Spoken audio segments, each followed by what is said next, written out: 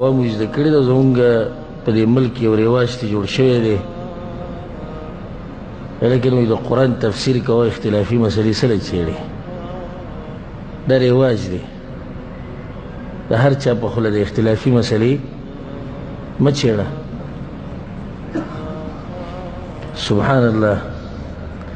د اختلافي مسایل چې ته وایي پاتې دې څه کړو یوه دویمه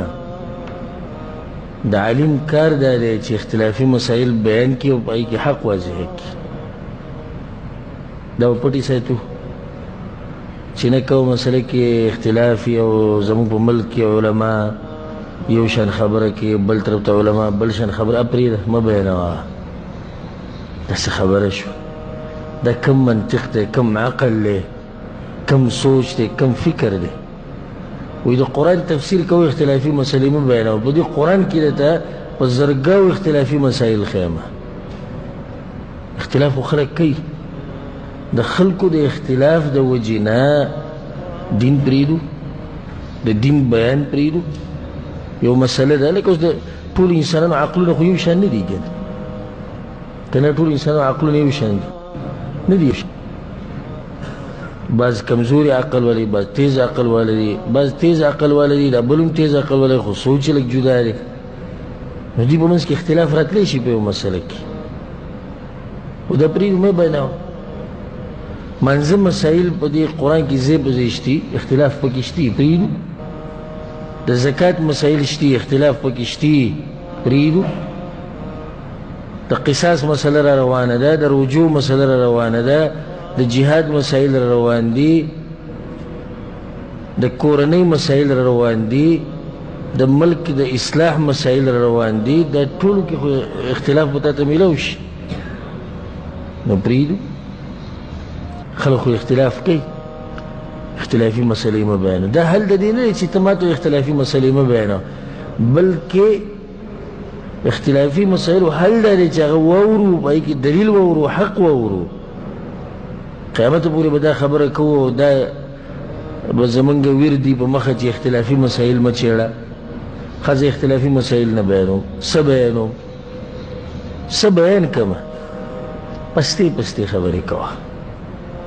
هلته په اختلافي مسایلو کې مشکل دی که نه مشکل دا دی چې کیدی شي په ده ردوی شي کیدی شي په ده ردوی شي د هغې دلاسې اختلافي مسایل ښه نه دي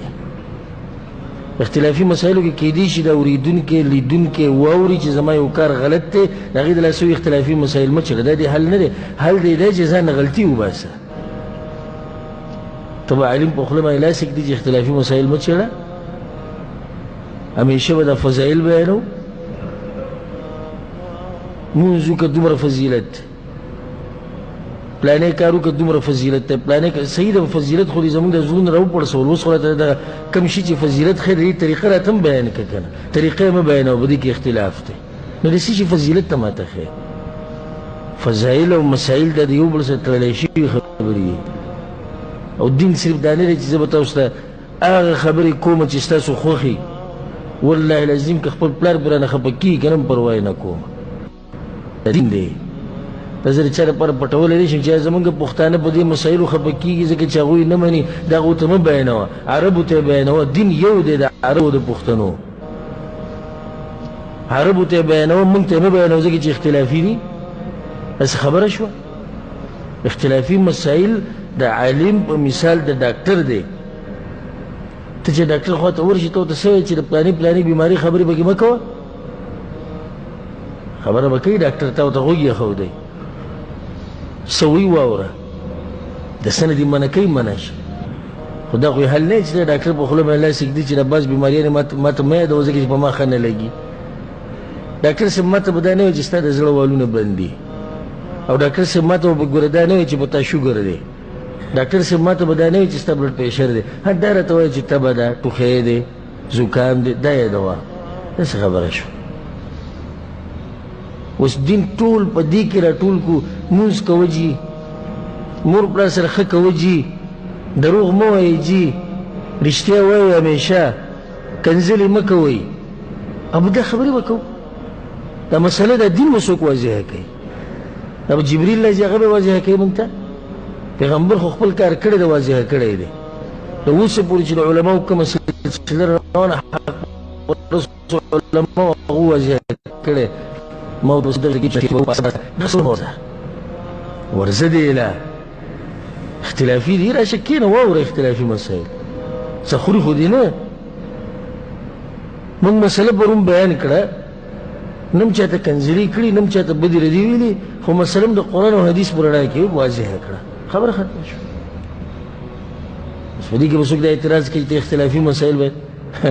وایي تفسیر کوه اختلافي مسایل به بیانوي. څه ناشنا خلک دي، دې تفسیر نه چې دا مسلې وویشتې پاتې به کیسه شو.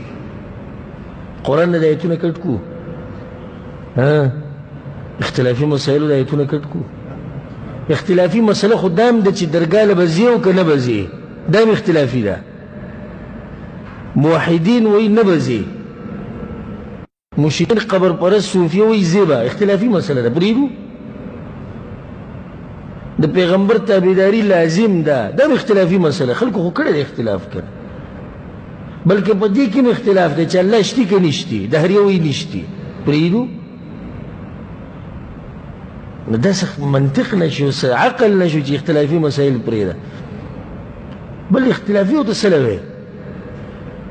الرجي ته څه لګي، راشه کښېنه خبره واوره چې قرآن او حدیث ته واضح شو، اختلاف څه شو، اختلاف ختم شو. نو دا یو اعتراض د بعض ورونه کوي، او دا زموږ په ملک کې زه ورته رواج وایم، یو رواج ته جوړ شوی، او دا د بعضو بزرګانو دا قیسې میسې چې کوي، دوی دا خبره مشوره کړې ده اختلافات مه څېړئ، فضایلو کې ګوتې وایي راوهئ. په فضایلو کې دې اختلاف دی. ته چې ضعیف حدیث بیان کې، ته بیان کې چې دا حدیث دی، بل محقق عالم د پسې راپاسې وي دا د ضعیف حدیث وي، اختلاف نه دی. نو چې دا خبرې لرې کړې پاتې تا سره څه شو. مسایل به هم بیانو، فضایل به هم بیانو، اختلافات به هم بیانو، د اختلاف د ختمولو لار به هم بیانو، د اتفاق د راوستو لار به هم بیانو. دین دا دی، منئ که نه منئ، دا دغه دین دی. خو نه چې زه دې ځان لرې کوم اختلافي مسایل مه بیانو، ځکه په ما رد کي، زما په پلار باندې رد کي، زما په مولوي صاحب باندې رد کي، زما په ملک رد کي، زما په جبر رد کي. کله چې کېناستې قرآن او حدیث ته د هر څه به شاته غوزار کي، بالکل به داسې کښېني چې زړه دې صفایي او په دې نیت کښېني چې زه راغلی دې دپاره یم چې د الله خبره یې زده کړم او د پیغمبر صلی الله علیه وسلم خبره یې زده کړم. هله به حق وپېژني. خو که تا ځان سره جومات ته خو خبره هم راوړي، د پله خبره دې هم راوړي، د مشرانو خبره دې هم راوړي، د مولوي صاحب خبره هم د هغه خلاف هم نه منې، د خپل کتاب خلاف هم نه منې، د خپل علاقې خلاف هم نه منې، نو ته به څه حق یې زده کړي. حق وایي دې ته چې تا ته کوم ځای کې کمی ښکاره شو لرې کړه. ابو ذر غفاری رضی الله عنه څومره اوچت انسان دی، د قیامت په ورځ به یوازې یو امت پاسي، ابو ذر غفاری رضی الله عنه. د بلال رضی سره په څه خبره باندې جنګ شو، ورته ویې د تورې زویه، هغه رنګ تور، مور خو یې توره، خو ده ورته دا داسې وي، په دې خفه شو، یعنې ما ته به سپک نظر وکړه، ګیله وکړه. رسول الله صلی الله علیه وسلم ته یا رسول الله، ابو ذر ما ته داسې ووایي